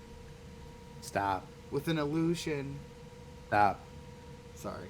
I do agree Doomsday is exponentially better than Eclipse. It belongs in Blitz and CC. The card's amazing. It's so easy to get Blasmofat off. Worst case scenario with the blue pitch. Yeah, for those of you guys that don't have Doomsday, you know, the deck functions without it. Obviously, it's just one card. It is the legendary specialization, so you can only ever run once. But once Unlimited comes out, try to get it. It's a great card. It adds so much value to Levia decks. The blue pitch is great, you know, and if you can get Blasmofat on the table, you're singing here. So, yeah, don't buy the legendary cold foil from first edition. Wait for Unlimited. It's probably going to be cheap. I would say it's probably going to settle under $200. Did any of you guys pull this, or was I the only one? I pulled an Eclipse. I didn't pull Doomsday. I got Eclipse. Yeah, but you might be the only one. Yeah, so yeah, don't go buy one if you don't have it. But wait for Unlimited because you can probably get one for cheap, and by cheap I mean for this game under 200. On the next Majestic now, we're gonna pivot. So that's pretty much all of the Levia Majestics and Legendaries and stuff. So we're gonna go to some of the Shadow Majestics, and the first one that we're gonna focus on here is Shadow Puppetry. Now, I was not interested in the Shadow world. I was never gonna play a Shadow hero first, at least. But this card I saw, and just from my evaluation, I was like, okay, this card might be the real deal here. So it is a Shadow action, so Chain and Levia can both play it. It is Shadow Puppetry, 0 cost, 2 block, red pitch. The next attack action card doesn't say Shadow, just says the next attack action card. It gains +1, go again, and if this card hits, or this attack hits, look at the top card of your deck, and you may banish it. Go again. Garlitz, you are the Shadow King here. Tell me about Shadow. Why is this card just bananagrams? It does everything for both characters. Like we both crave go again. We both crave throwing something in our banish zone. The +1 is just extra gravy. It's just an amazing card. I wish it wasn't a red pitch, but it is. Whatever. It It even has to blocks be. for two. It does, but it blocks for two. Like we were asking for the mark of the or the deep rooted evil to block. So you have a little block to it. It's just an amazing card. I mean, get three of this sucker somehow. It's just amazing. Mm-hmm. Jimmy Jim? boy. I agree with Mark's 100% right. I crave go again. It doesn't matter that it doesn't fit the 6 build. This is one of the cards you put in. If it hits, look at the top card of your deck. You may banish it. Is like awesome on top because, I mean, chances are you're not. You are going to be playing a Shadow Brute card after this. But like, let's say you weren't. You still have a chance to turn off Blood Debt if you didn't banish 6 already. And then you'd still have go again afterwards. So then maybe after you play. You know, it's just... It's the flexibility of this is too good. +1 go again. Outstanding. Excellent card. Definitely worthy of the Majestic status. It's the gas. It's not even conditional. Like it's just like, hey, you get +1. Hey, you get go again. And then if this hits, like, is this the easiest arsenal you guys make in a game? Yeah. Oh yeah. Sure. Like you just tuck that baby away, and you're just like, they have no idea what's coming. Like that's crazy. That's a great card. It's outstanding. Yeah. Yeah, if you're playing against a shadow character, be afraid of that card. Like, be wary of it. They're probably running all three. Bad things happen if they set a turn up and they start the turn off with this card. Just be aware of it. So the next card I'm interested to dive into because it's a card that you guys, neither of you two, have hit the table with. And I'm interested to hear the hot take because when I look at this card as the light outsider, I think this card is very good. I think it belongs in decks, and I'm surprised that I haven't seen it yet, especially from you two. And we're talking about Guardian of the Shadow Realm. So it is the shadow equivalent of Soul Shield. It is a 2-cost red pitch, blocks for 6. It's a D react. So Soul Shield and this card are the first 2 majestic D reacts that we've seen. And this, it's just vanilla 2 black or 2 cost for 6. But there's an action. And it says return, it's a 2 cost, return Guardian of the Shadow Realm to your hand. Activate this ability only while Guardian of the Shadow Realm is in your banish zone and has blood debt. So if this thing is in your banished zone, which Levia for sure is going to put cards in banish or whatever, you can put this card. Now it is a full action, so that's kind of not ideal. But you can continue to recycle this 2 for 6 D react. So I am very curious, gentlemen, as to why we've overlooked this, why we don't run this consistently. I'm going to start with Jim here. What is it about this card that just has you not really focusing on it? Well, let's compare it to the light counterpart. That's a yellow. Yeah. Okay. That's big. Number 2, the action is not an instant. It's an action. So if you don't have a go again, that's not good. Especially in Levia because you have to turn off blood debt. So I'm not going to pay 2 to bring this back to my hand just to take damage.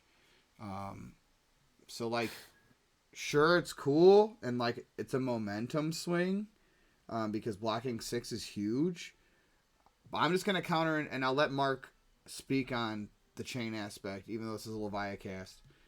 I am so control-y early game where I'm like okay with blocking, even over blocking. Like I can afford to be like, oh, maybe there's a pummel coming after this command and conquer. I'm going to overblock. or like something else, like I'll overblock early game. So like a D react is like means less in a deck where you're like overblocking or you don't mind being super control in the early stages. And then on top of that, we're going to talk about the Carrion Husk in the future, which is another 6 block.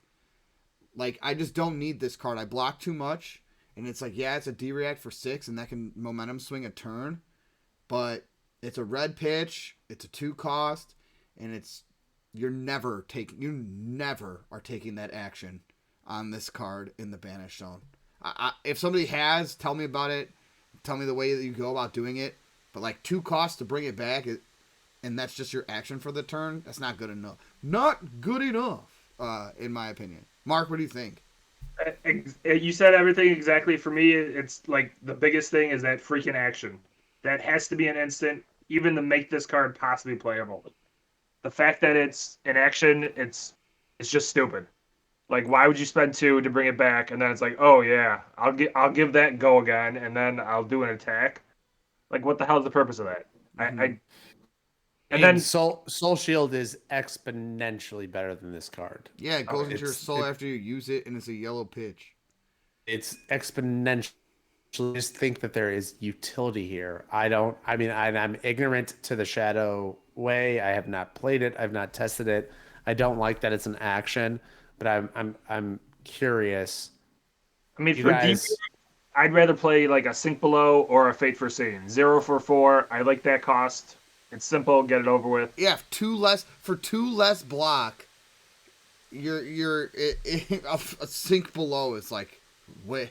For 2 less block, it's way better. And I understand that, like, a 6D react is amazing, compared to, average unmovable defense. Yeah, like unmovable. But even, like, unmovable has, like, perks, too. Like, you can run, like, a blue unmovable, and then it's +1 out of the arsenal, right? Like, why wouldn't you just play, like, a blue unmovable and then pay 1 more, but, at least, I don't know.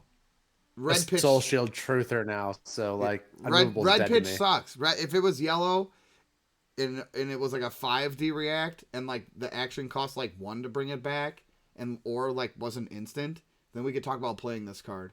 But like, there's just too much downside. Excellent. I think.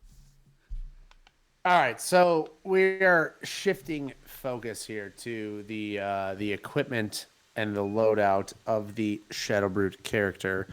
There are definitely multiple ways to kind of play the equipment. Jim has tried the classic pants build. What are those called? The scabskin leathers. Scabskin leathers. There, we've just been so subject to calling them pants that I forgot. But you have since gravitated towards solely running the hooves of the Shadow Beast. They are Shadow Brute equipment only. They are legs. They block for 1. Whenever a card with 6 or more attack is put into your Banish Zone, you can destroy the hooves of the Shadow Beast. If you do, gain an action point. So, on the surface, seems interesting because you're guaranteeing the action point versus the pants where you're rolling dice. Jim, explain to us why the hooves are the better selection for Levia over the scabskin leathers. So, the consistency of just knowing you can have that 1 action point when you need it is important. Also, it allows you to not have to run the Gambler's Gloves. You can then go like Goliath Gauntlet. And if they ever do make a, generic or different type of arms, you could go down that route. The pants is relying on the random roll. And then, like, if you do have 2 action points from the pants, you're just not rolling the pants enough and getting that much value out of it with my build. Now, there are other builds out there that can utilize the pants, and maybe even in Blitz, like, you want to try to go bananas early and, like, do other things, and you have cards that don't require, like, you play more brute cards or whatever, but, like, these just fit her build better, they fit her style better, And I'd rather bank on that one turn of like, I know I can crack the pants to gain that action point for sure. There's been games I lost the game because I didn't draw 6, but there's a game on a channel where I'm playing against Chris in a blitz, and I knew for a fact that if I had gotten the Endless Maw off and then banished a 6 and then cracked these hooves, I was going to win. Like he couldn't. It was too much heat. So like you save it for the kill shot. It's amazing. Block for 1 is great, but it is what it is. I mean, I slept on it early, and Mark was like, "I think you're making the wrong call," and I definitely was. I like it a lot. So you would not play Scabskin at all? I mean, maybe you can. Like, I'd have to practice with it more, or like see the upside, or like change my build. But like my specific build and the way that I've been playing Levia, I like the hooves better. I mean, that's good for you budget players that are listening to this, because not only does it save you a legendary, so you don't have to pay for Scabskins, you also don't have to pay for the Majestic Gambler's Gloves, which you have to run if you're going to run Scabskins. So Goliath Gauntlet, common. Hooves, common. It's great for you guys that are kind of tight on a budget or just starting out. So try that loadout. Garlitz, do you have any comments on the hooves? You stole it. You stole what I was going to say. It's all good. Dang, that damn host being educated. Yeah, I dig them. I mean, it's a nice way to get the action point, which does go around Prism, Mr. Prism over there. So it's not just go again. It is an action point, which is cool. Yeah, it's a big deal. All right, we're going to move on to Big Daddy Husk. It is the legendary Shadow generic equipment. This thing is one of a kind. What a great card. Like, just, I'm so happy that a card like this exists because it's just so unique. It is the legendary. So if for those of you that are budgeters, wait for unlimited. This will be cheaper than it is now. Don't go out of your way to break the bank on this. But we're talking about the Carrion Husk. It is the chest equipment, shadow only. If you defend with Carrion Husk, banish it when the combat chain closes. At the start of your turn, if you have 13 or less health, banish Carrion Husk. That seems like a blitz clause, but important to note. It does have blood debt, but the most important and remarkable thing about this card is that it is a chest equipment that blocks for 6. It is a 6 block generic for shadow chest piece. Holy hell. What about the Carrion Husk? Like, this is the possibly, as a light player, one of my favorite cards in the game that like exists. Like, I love that this card is a thing. Like, it's so cool. Mark, explain the Carrion Husk. Like, why is it good for? I know you don't run it, but for Levia or just in general, like, what about this card is just insane? I'm gonna go against the host right now. I hate when Jim plays it against me, and I'm gonna pass it to Jim. You can talk all about it. I don't own the card. Jim owns it. He loves it. Jim, take it away. This is the flip of the switch, right? You spend the early game with Levia blocking and stacking that graveyard and blocking. And then you have your graveyard where you want it, up to like, 10 or more cards. And then you draw into a hand you really like, and the opponent, puts some pressure on you, and you go, haha, I'm going to use the Husk and maybe something else and block you out. It goes to your banish zone, but you know that this next turn you are going to go ham. So it doesn't matter that it goes to the banish zone. You're going to turn Blood Debt off, and then from there on out, you are the aggressive aggro player. Now, that's like its number one, like, awesome flip the switch card. However, I've also had times where I've used it early, and it doesn't. If it's the first card with Blood Debt in your banish zone, like, taking 1 at the end of the turn is like not that bad. You like take 2 turns where you like take 1 damage that's like okay. Let's say like somebody was going. Let's say you have a really important card in Arsenal, and someone plays a Command and Conquer on you, and you like use the Husk, and you save yourself the 6 damage, and then you end up like taking 2 in the long run from like maybe like 2 turns it's in there. So like you took 2 instead of 6, and you saved your Arsenal card. Like that's very important.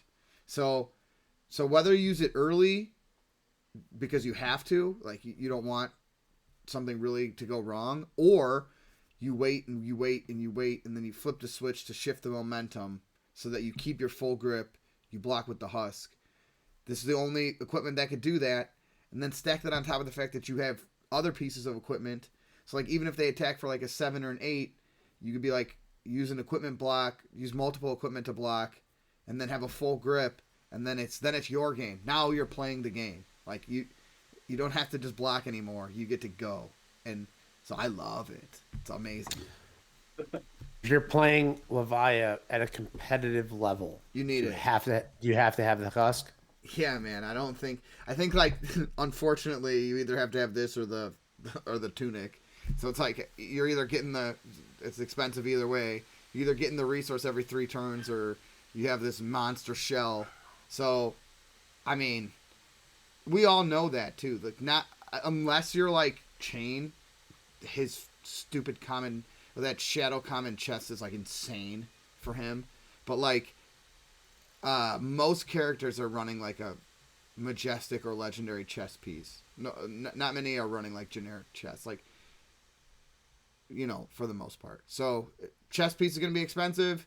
If you're a new player, sure you don't absolutely need it, but this card makes your deck like really good competitively. Awesome.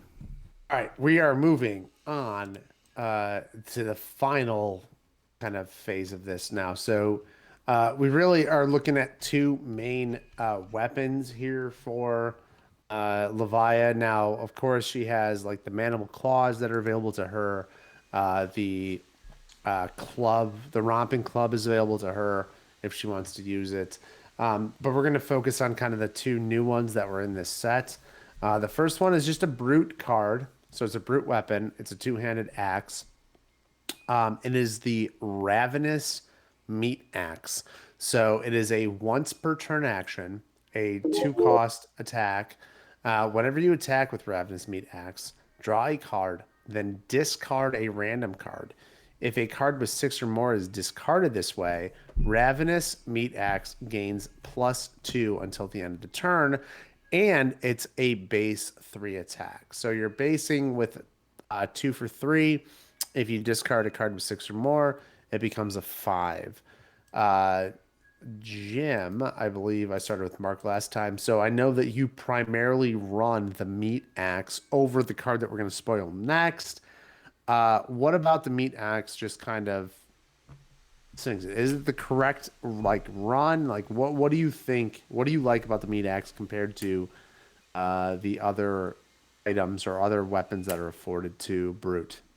I love the Meat Axe because it is the consistency of putting a card in your graveyard. So you're putting a card in your graveyard on their turn by blocking. You can even you put multiple cards in your graveyard. You can overblock and stuff on their turn. And then on your turn, while you're doing your whole turtle shell block out, you just save 1 card that is a yellow pitch or greater. You pitch it, you attack for 3, you draw, you discard. Most of the time you hit a 6, and it feeds your graveyard. So the fundamental mechanic of this weapon is it feeds your graveyard. So if you're going to take my strategy of being control in the beginning of the game, you need to play this. You need to play this weapon because it feeds the graveyard. If it didn't feed the graveyard, this would be awful, right? Like, he needs to feed the graveyard. Because it does that, it's outstanding, in my opinion.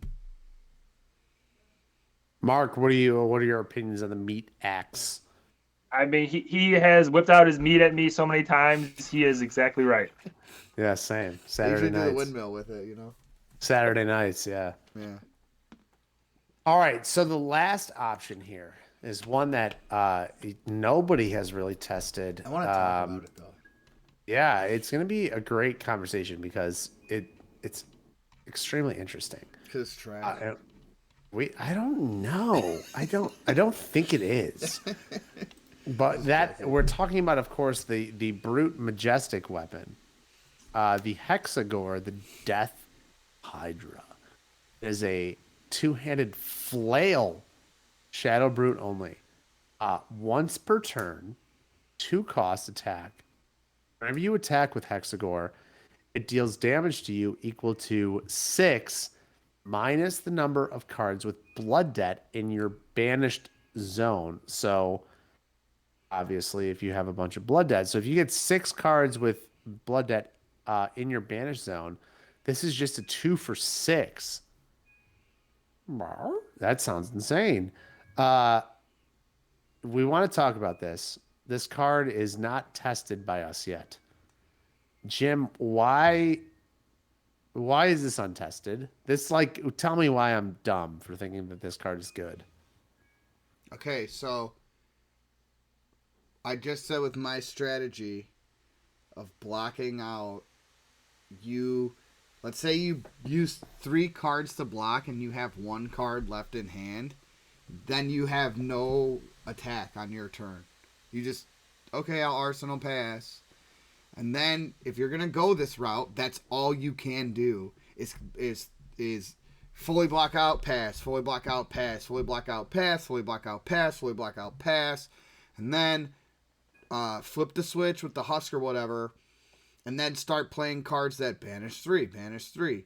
And then later in the game, you can do massive amounts of 6 go again and use this Hexagore. So that is totally a strategy, right? But like it feels weird to not put even small amounts of just pressure or maybe make them use a card out of their hand. So like if they're going full grip at you, like could you imagine Chain just constantly going full grip at you, like turns 1, 2, 3, 4? Like that's nuts. You can't let any character in this game consistently full grip you. So even if you're swinging for like 3 to 5 with the meat axe, and then the meat axe is putting a card into your graveyard, you're at least making them make a decision.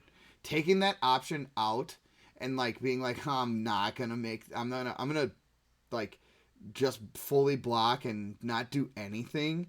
It's like, okay, well then the person I'm playing gets to play the game that they want to play. Sure, I'm blocking, but they get to still do what I want and like what they want. And I don't know if it's worth it. Like late game, this thing's probably amazing, and there probably is a great way to make it work. I'm too scared to try it because I like the meat axe too much. It feeds the graveyard and at least does some damage. Like, am I wrong? Or should I, like, how else can you play this without, like, fully blocking out and then waiting? Like, waiting for at least, like, 4 blood debt cards. Because doing 2 back to you is, like, not the worst. But, like, how would you guys do this? I mean, I feel it's only playable in CC right now. Like, there's no reason to play it in Blitz. Like, you're going to be halfway through the game by the time you start playing it for free or without taking damage from it. In CC, I could see it pretty sweet. Like, I wouldn't mind blocking out and then knowing I have the 6 smacking at you for a while. But, I mean, I do agree with you completely. I think the meat axe is probably the weapon that should be for Levia. 1 less damage, right? Like, 1 less damage, like, sure, it's conditional. It's a conditional 5. But, like, 1 less damage and feeding the graveyard seems to be, like, better. I know that, like, attacking for 6 forces somebody to 2 block with 2 cards if they don't want to take anything. But, like, I don't know, man. The drawback just seems too painful. The thing that hurts is, like, it is a flail, and there's no attack reactions for a flail. So, I mean, if there was something that would be kind of cool, you could pump a little more damage, but you can't. I mean, the only reason I really want to play it is because it has skulls with spikes on it. Yeah, it's cool. It's amazing looking. I mean, I like the takes. It's so interesting. Like, is the drawback? I mean, you have to have the go again, because if you just attack with this card, you're going to take blood debt damage. You can't just pitch two to attack with this and just assume that nothing's going to happen. I don't know. I like the idea of this, but I do think that you guys are right. I think that this card, even though 2 for 6 does great, I don't think it does enough to justify running over Meat Axe, especially where you want to feed the graveyard. You're not wasting your turn early game, like you were saying. Like you can attack for 5 or 3, threaten damage or push a couple across, and at the same time you're still building up resources in your graveyard by pitching stuff. So I think that ultimately that's the correct line of play. It's just interesting that this card hasn't been tapped yet. It's not something that you guys have toyed with. You know what? I'll try it just for the sake of trying it eventually. Like Mark said, in CC only. And I'll try like fully blocking out with all 4 cards in hand for a few turns. And maybe it is the way to go. Maybe if you do that, let's say, for 3 turns, then that's 12 cards in your graveyard, and then you're probably comfortable with then spending a Husk turn. But I don't think you can go more than 3 turns without doing anything. Like if you, right? Like three turns would have to be the limit, and 8 cards in your graveyard is probably not enough. Because then you need to start putting cards into your banish zone. And you want to get up to 6 as fast as you can, so then you can spend a turn swinging this. So it is probably good. I shouldn't say it's not good. It's just you'd have to do the 3 turns of nothing, or if you have a combo where you're playing, I shouldn't say 3 turns of nothing, because I run Command and Conquers and Mark of the Beast and Barraging Big Horns and non-Shadow Brute cards that can be played, but it's just, I don't know. I have to test it out. I'm sorry, this is an ignorant opinion. I'm just giving it a gut shot opinion. All right. Well, while we're wrapping it up there, we don't have any other cards to go over here. Jim, do you have any final words just to kind of wrap up this cast here about Levia? What would your advice be for players that are either new to the game or just completely new to the character that may be experienced with other characters? Okay, I'm really glad you're giving me this window. You have to be extremely analytical when you make her deck. You have to be really conscious of every decision. Every decision is important.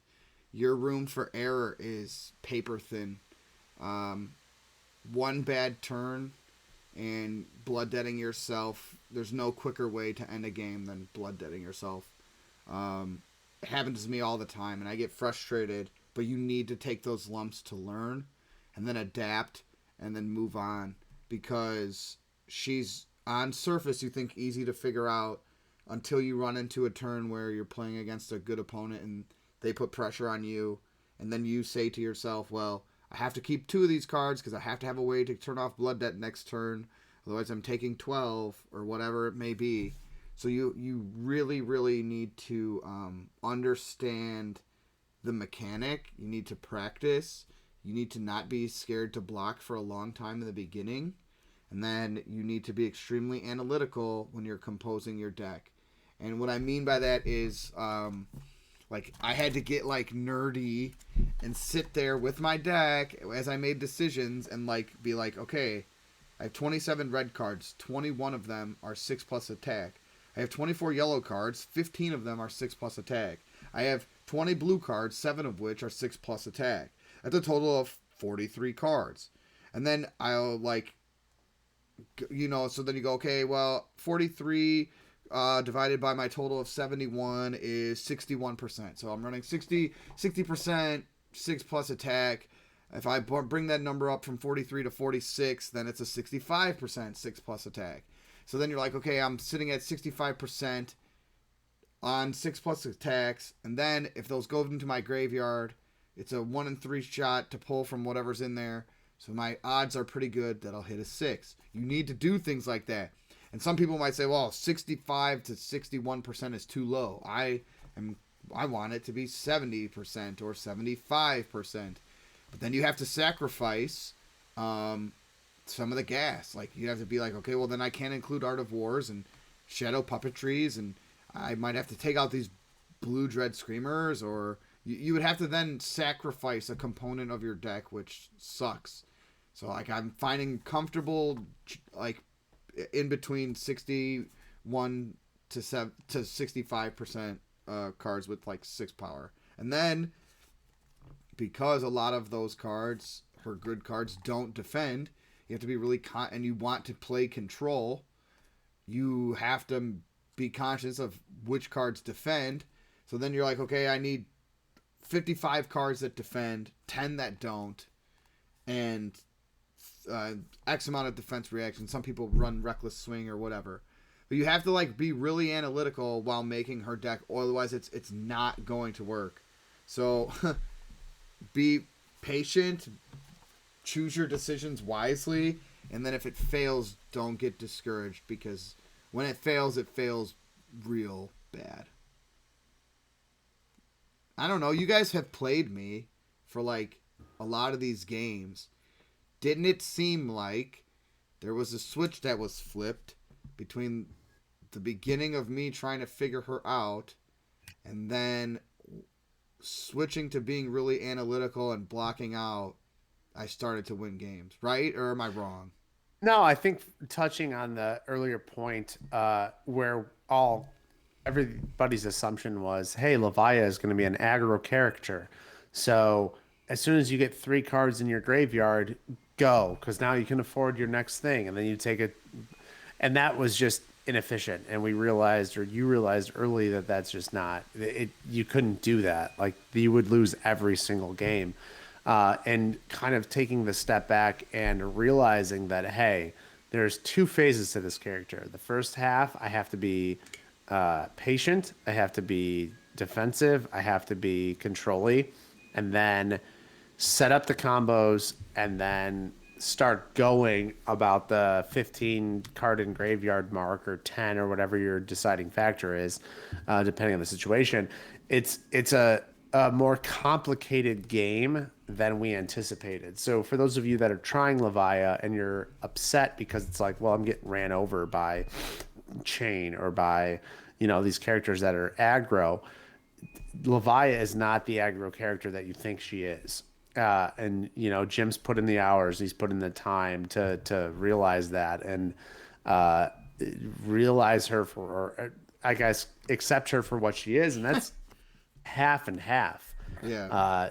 Watch our videos. We're going to be posting plenty more as we go on, and watch how Jim kind of plays, because like I said, he's put in the hours, he's put in the time to learn the character and to develop a style that we feel is pretty solid.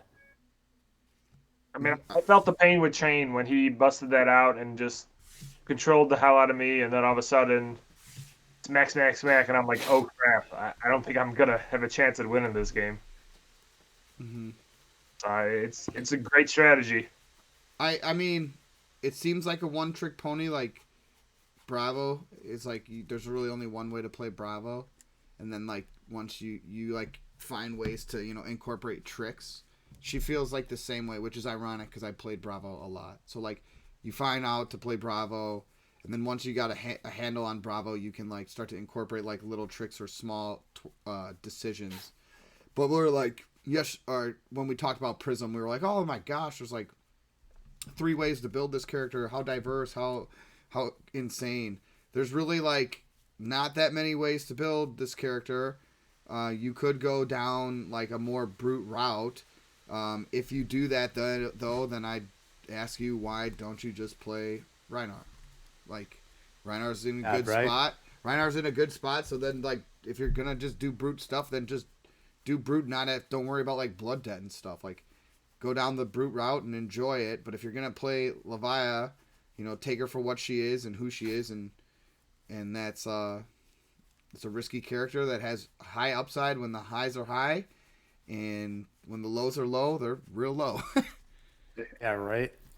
I do want to say before we, like, sign off, I'll link my list, my Blitz and my CC list on this video, and then the cards that I run that are not shadow or not or just not like attacks or not or they are attacks, so like just brute cards. You know what I mean. Not cards that we like talked about today on this cast is like Art of War, Command and Conquer, Barraging Bighorn, Beast Within, because Beast Within yellow does 6, Barraging Bighorn yellow does 6, Command and Conquer we all know red does 6, amazing. Art of War lets you banish, can buff, give go again, and then we talked about Shadow Puppetry today. So that about wraps it up with anything I have to say. You guys have any like final thoughts? Yep. Your baby. Oh, yeah, right. So for those of you guys that have tuned in, we really appreciate it. Please, please, please link or make a comment on the video. Tell us your thoughts on Levia if you've played her. Ask questions. Just if you need clarifications on any points that we made.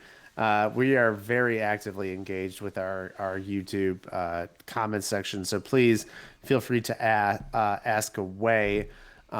Otherwise, we really kind of hope that you'll check out our other videos. We're going to continue to post gameplay videos for these different characters. We're going to start incorporating some older characters too. So I know we're all pretty hopped up on Monarch, but I know a lot of us are building kind of newer ways to play the older characters too. So look out for that on the channel as well. But on behalf of the rest of the round table, especially Mark and Jim, who have joined me today, I am Ryan, and this has been another video cast. We will come out with another one very soon. But until that point, round table out. See ya.